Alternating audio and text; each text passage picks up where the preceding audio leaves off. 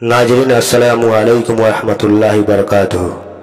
Video देखने से पहले हमारे चैनल को सब्सक्राइब करें और वीडियो को शेयर जरूर करें। बिस्मिल्लाहिर्रहमानिर्रहीम।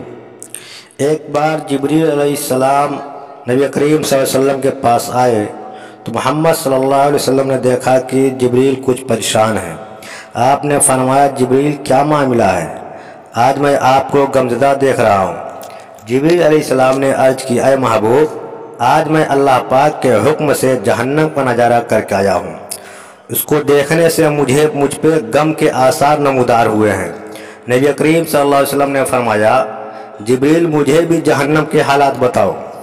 जिब्रील अलैहिस्सलाम ने अर्ज़ की, जहन्नम के कुल 7 दर्जे हैं।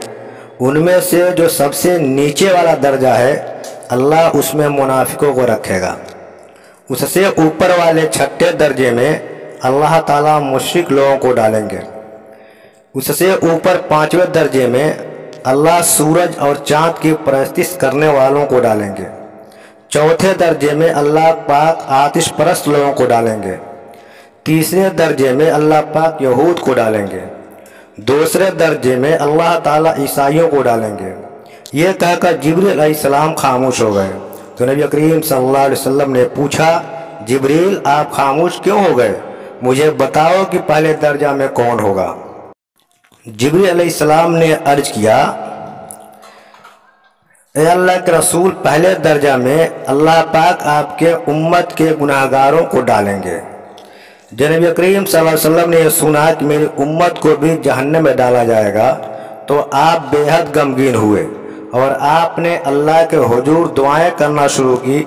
3 दिन ऐसे गुजरे कि अल्लाह के महबूब मस्जिद में नमाज पढ़ने के लिए तशरीफ़ लाते, नमाज पढ़कर हुजरे में तशरीफ़ ले जाते और दरवाज़ा बंद करके अल्लाह के हुजूर रो रो कर फरियाद करते।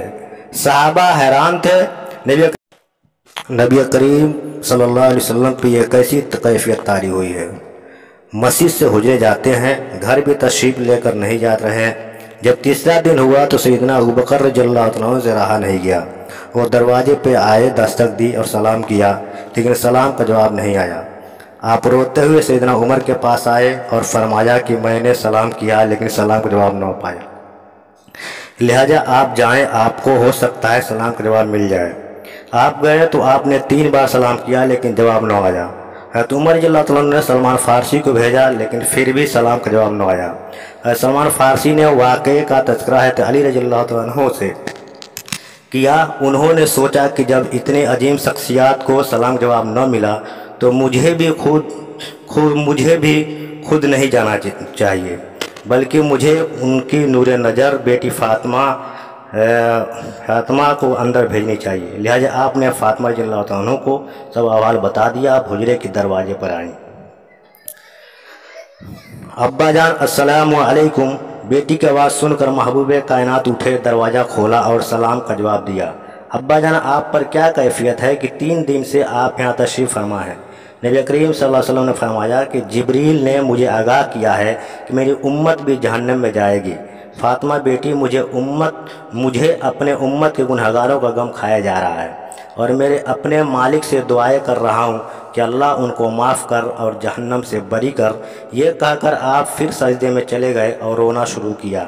या अल्लाह मेरी उम्मत, या अल्लाह मेरी उम्मत के गुनहगारों पर रहम कर, उनको जहन्नम से आज़ाद कर।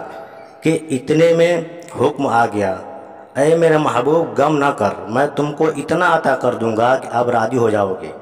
आप खुशी से खिल उठे और फरमाया कि लोगों, अल्लाह ने मुझसे वादा कर लिया है, वो रोज़ क़यामत मुझे मेरी उम्मत के मामले में खूब राज़ी करेंगे और मैंने उस वक्त तक राज़ी नहीं होना जब तक मेरा आखिरी उम्मती भी जन्नत में न चला जाए। ये सुनकर आंखों में आंसू आ गए।